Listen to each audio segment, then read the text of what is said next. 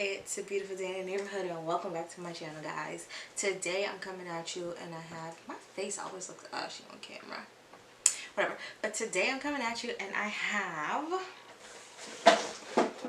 a box with some stuff in it. So I'm gonna be doing a video, and the first thing I'm gonna have up is the Juvia's Place Blushed Rose palette, as well as trying out her blush Rouges. We're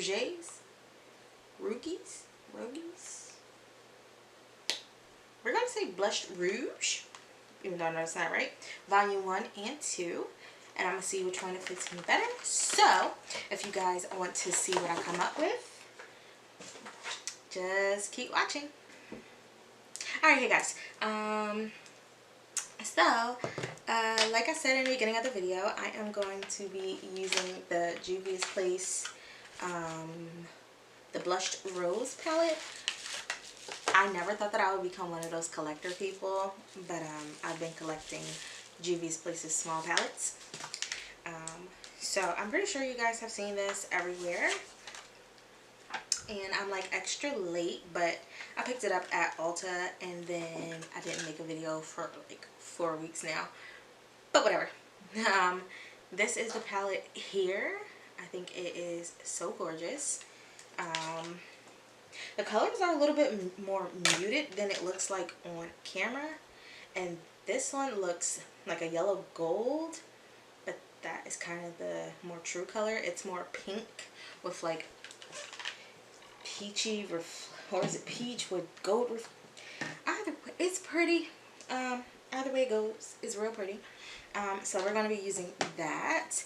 And then I am going to be trying out the Blushed Rouge. I'm going to have it pop up either down here or up here. How it's spelled, because I don't know. I think it's Rouge or Rouge.